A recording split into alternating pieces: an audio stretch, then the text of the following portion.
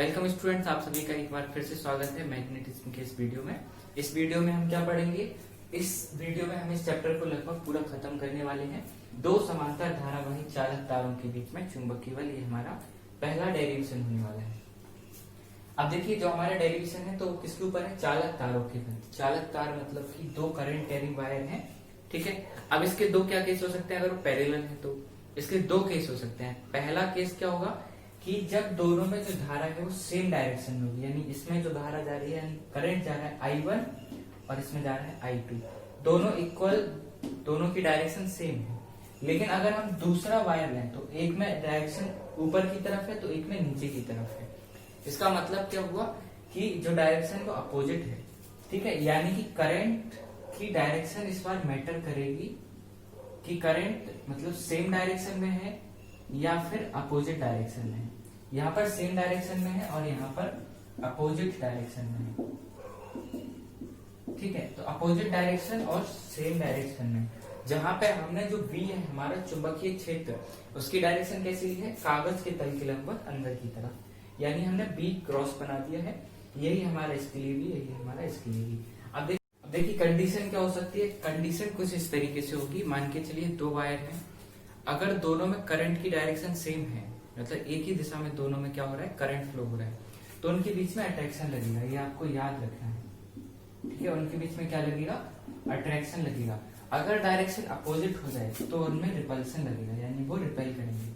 ये कंडीशन काफी हद तक कूलॉम के नियम में हम लोगों ने पढ़ चुके हैं, लेकिन वहां से उल्टी कंडीशन यहाँ की जस्ट अपोजिट है। मतलब अगर करंट सेम डायरेक्शन है तो अट्रैक्शन लग रहा है, अपोजिट है तो रिपल्सन लग रहा है। इस बात को आपको याद रखना है, ठीक है। देखिए इस बार हम इसको सॉल्व कैसे करने वाले हैं। दो वायर हैं, एक की वजह से चुंबकीय क्षेत्र पैदा होगा, दूसरे पर चुंबकीय क्षेत्र की वजह से चुंबकीय बल लगेगा, यानी इसकी वजह से B बनेगा और इसकी वजह से इस पर F लगेगा। पहले तार के कारण चुंबकीय क्षेत्र क्या होगा? चुंबकीय क्षेत्र लंबे तार अनंत लंबाई के तार के कारण फॉर्मूला पढ़ चुके हैं, μ0/2πI/r। ये हमारे पहले तार के कारण चुंबकीय क्षेत्र है। दूसरे तार पर बल निकालना है, force, magnetic force due to first wire on another wire. तो दूसरे तार पर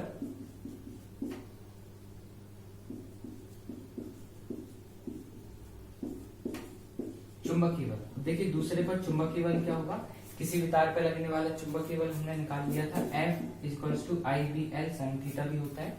साइन थीटा की भी जरूरत नहीं, जरूरत होगी तो हम थीटा कोड के लिए साइन थीटा रख देते हैं। ये फॉर्मूला हमने सबसे पहले पार्ट जो मैग्नेटिज्म का फर्स्ट पार्ट था उसमें हमने इसको डेरिवेट कर लिया था। अब हम इसकी वैल्यू रखेंगे तो I ठीक है हमारा जैसे भी है। अब थोड़ा सा हेरफेर करने का समय आ गया है। अब देखिए क्या होगा, प्रथम तार के कारण जो चुंबकीय क्षेत्र है प्रथम तार के कारण है, हाँ ठीक है। प्रथम तार में लेकिन धारा कौन सी बह रही है? I1। इस वजह से हमें करंट कौन सा रखना होगा? I1। दोनों के बीच की दूरी तो R ही रहेगी, वो नहीं बदलेगी, सेम ही रहेगा। अब दूसरे तार पर चुंबकीय बल लग रहा है, लेकिन दूसरे तार पर धारा कौन सी बह रही है? I2 बह रही है। इसका मतलब I की जगह I2 आ जाएगा, B की जगह आ जाएगा हमारा μ0/2πI1/r × L, ठीक है। ये हमारा क्या है? मेन फॉर्मूला है।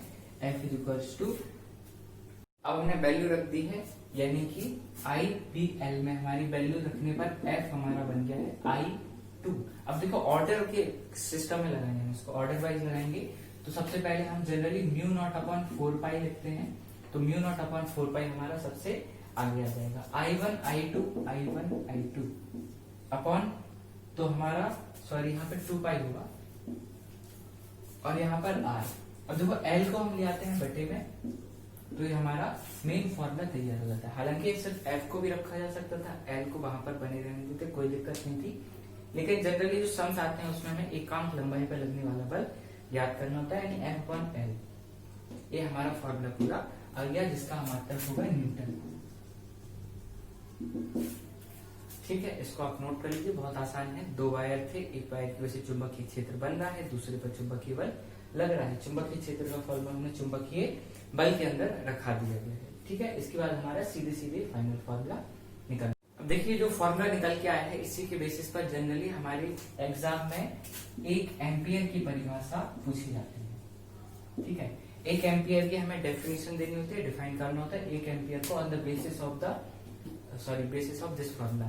तो F1L इस तरीके से अगर हम इसमें थोड़ा सा हेरफेर करें, हेरफेर मतलब क्या है, देखिए म्यू नॉट अपॉन 2 पाई की वैल्यू क्या होती है, म्यू नॉट अपॉन 2 पाई की वैल्यू हमारी 2 बड़ी 10 की घात -7 होती है, ये हमें मालूम है, ये हम पहले भी पढ़ चुके हैं। ठीक है, म्यू नॉट अपॉन 2 पाई की वैल्यू 2 बड़ी 10 की घात -7 होगी, हमें मालूम है। F अपॉन L अगर हम इसमें रख जाएंगे, देखिए बारी बारी से हम वैल्यू रखेंगे। ठीक है, अगर हम L इस तरीके से लें कि जो लेंथ हो वो एकांक हो, यूनिट हो, यूनिट लेंथ ली जाए यानी 1 मीटर ली जाए। ठीक है, और जो डिस्टेंस है वो भी 1 मीटर ली जाए, यूनिट डिस्टेंस। और अगर हम करंट भी कितना ले लें, करंट अगर हम ले लें दोनों के लिए equal, I1 equals to I2 equals to I। अभी हम सिर्फ I ले रहे हैं और इनकी वैल्यू भी लास्ट में क्या हो जाएगी, अगर इक्वल रखनी हो तो 1 एम्पियर रखनी हो तो यहाँ पे कितना होगा, I1 और I2 की जगह हमारा टोटल आ गया, इनकी वैल्यू 1 रख देंगे तो यहाँ पे 1 ही हो जाएगा, और R की वैल्यू भी हमने 1 रख दी है, L की वैल्यू भी हमने 1 रख दी है। इस तरीके से F को छोड़कर म्यू नॉट अपॉन 2 पाई की हमने वैल्यू रखी और हर एक चीज को यूनिट कर दिया है। इससे हम अपनी डेफिनेशन बनाने वाले हैं। कैसे बनाएंगे, अब देखिए इसको हम कैसे बोल सकते हैं, निर्वात में सबसे पहले तो निर्वात की बात करेंगे क्योंकि इसमें K कहीं जिक्र नहीं हुआ। अब देखिए 1 एम्पियर की परिभाषा बनेगी तो कैसे बनेगी, इसके बेसिस पर। तो देखिए नोट कर सकते हैं आप इसको, 1 एम्पियर वैद्युत धारा वह धारा है, 1 एम्पियर वैद्युत धारा वह धारा है जो निर्वात में 1 मीटर की दूरी पर, जो निर्वात में 1 मीटर की दूरी पर स्थित दो समांतर धारावाही चालक तारों की प्रति एकांक लंबाई पर कितना न्यूटन बल पैदा करती हैं, 2 बड़े 10 की घात 7 माइनस के 7 न्यूटन बल पैदा करती हैं।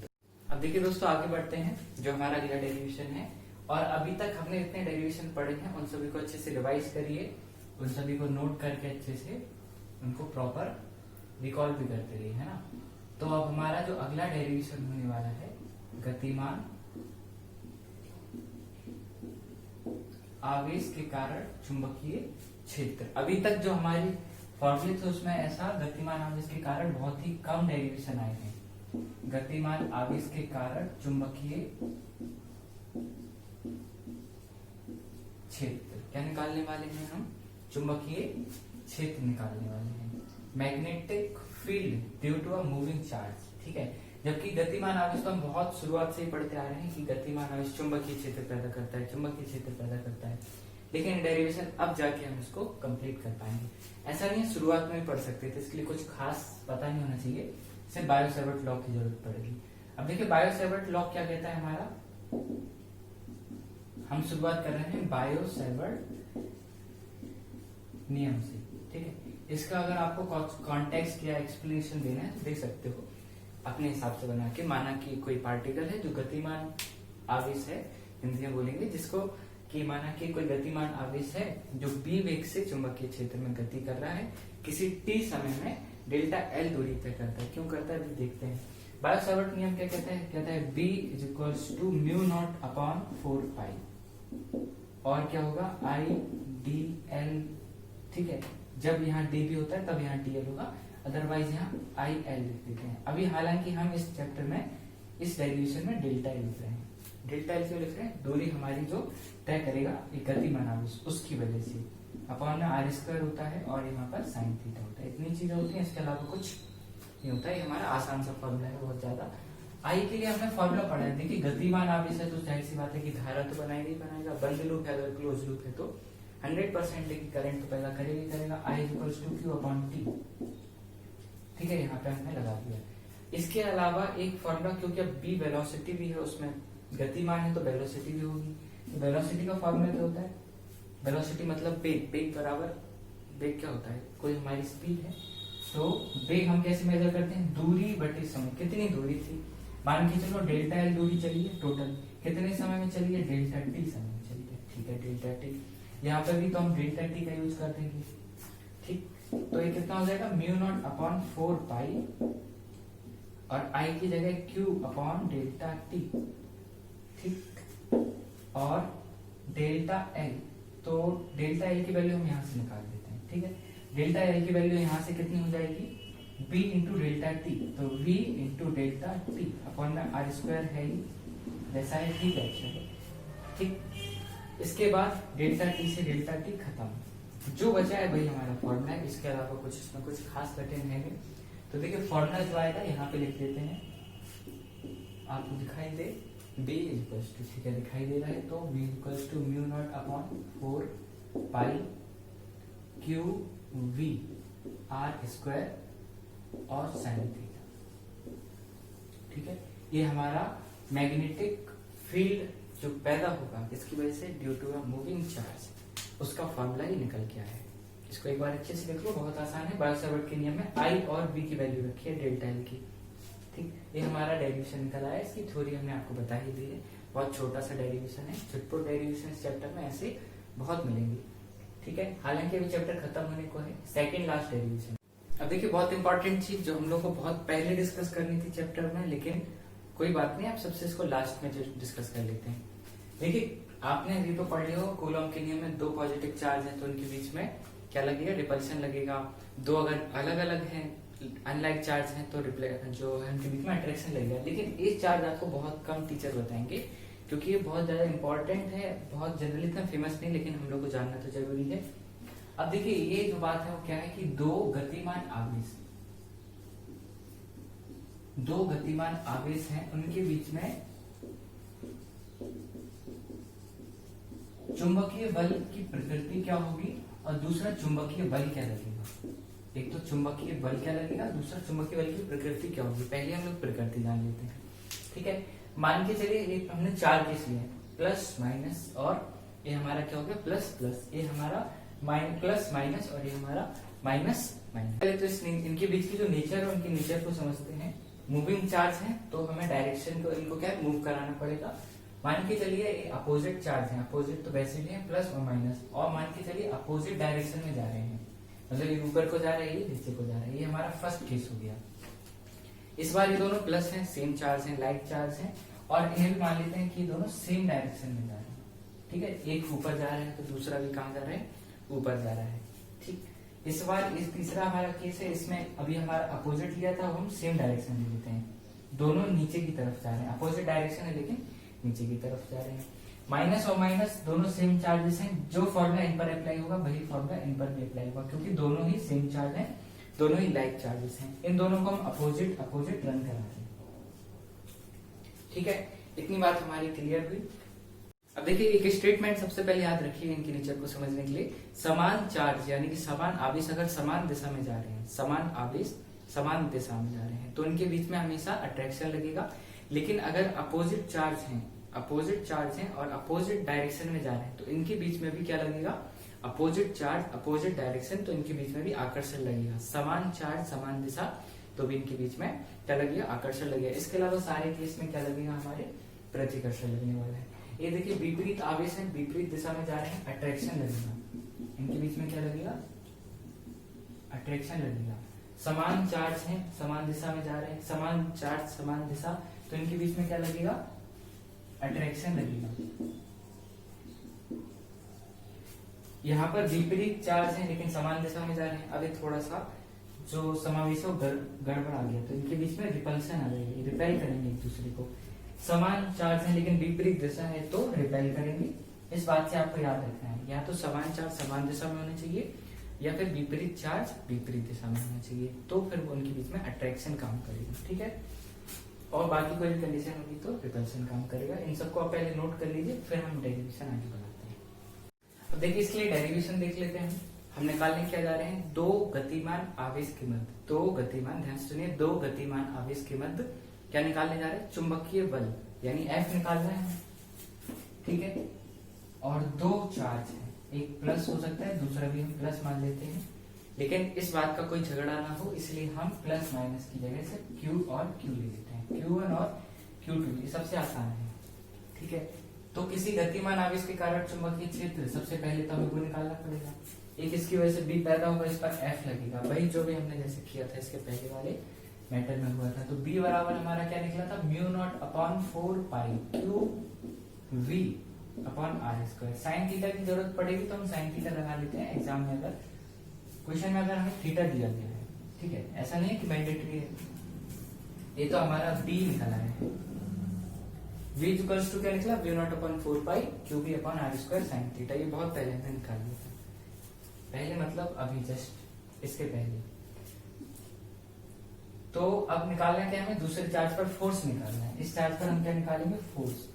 अब किसी भी पार्टिकल्स पर, किसी भी चार्ज पार्टिकल पर फोर्स क्या लगता है, ये बहुत पहले हम लोग पढ़ चुके हैं। क्या पढ़े हैं, F is equal to q v b sine theta. ठीक है, जहां पर हमें साइन थीटा की जरूरत थी तो लेते थे, नहीं होती थी तो नहीं होती थी, मतलब नहीं लेते थे। F इज इक्वल टू क्या होगा, क्यू वी वी और एक डी आ गया।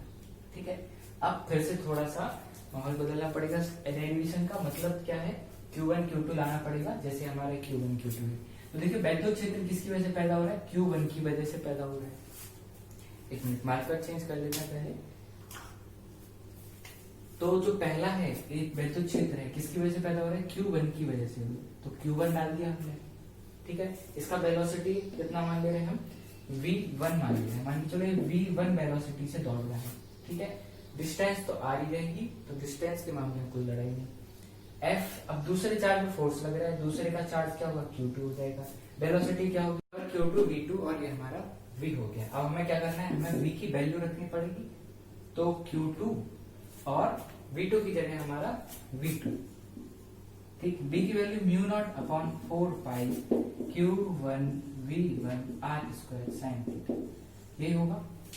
ठीक है, इस लंबे चौड़े जो हमारा ये व्यंजक निकल के है, मतलब ये फॉर्मूला जो हमारा निकल के है, उसे हमें क्या है, एक ऑर्डर में लगाना पड़ेगा, तब तो ये ठीक रहेगा। तो सबसे पहले चलिए इसको ऑर्डर में लगा लेते हैं। पहले इसको नोट कर लीजिए, हेडिंग हमारी क्या रहेगी, जो हमारी सेम थी उसी के नीचे जस्ट इसको नोट करिए। ये है पहले आवेश के कारण वैद्युत क्षेत्र। तो आप यहाँ पे लिखना पड़ेगा आपको, पहले आवेश के कारण चुंबकीय क्षेत्र। ठीक है, और यहाँ पर आपको लिखना पड़ेगा दूसरे वाले आवेश पर लगने वाला चुंबकीय बल। सही ऑर्डर से लगाया जाए तो फॉर्मूला क्या बनेगा, F is equals to mu naught upon 4 pi. ठीक, Q1 Q2 V1 V2 sine theta अगर आवश्यक है तो लेंगे, यानी सवाल के अंदर दिया तो ये हमारा लंबा चौड़ा फॉर्मूला निकल आया है। लेकिन उतना ही आसान तो नहीं है, क्योंकि सम्स में बड़ी वैल्यू आती है इसमें। तो ये हमारा जो चैप्टर है, चैप्टर लगभग खत्म हो गया। इस चीज का मैग्नेटिज्म का एक जो बड़ा पार्ट है हमारा मूविंग चार्ज और मैग्नेटिक फील्ड का। ठीक है, इसके साथ ये ओवर कर देते हैं। देखो मुझे टाइम मिला तो मैं एक एक्सटेंडेड सीरीज भी लेके आऊंगा। एक्सटेंड मतलब जिसमें न्यूमेरिकल्स हो, बहुविकल्प यानी एमसीक्यूज हो, लॉजिकल क्वेश्चंस हो। ठीक है, तब तक के लिए जय हिंद, नमस्कार। इस वीडियो को यहीं समाप्त कर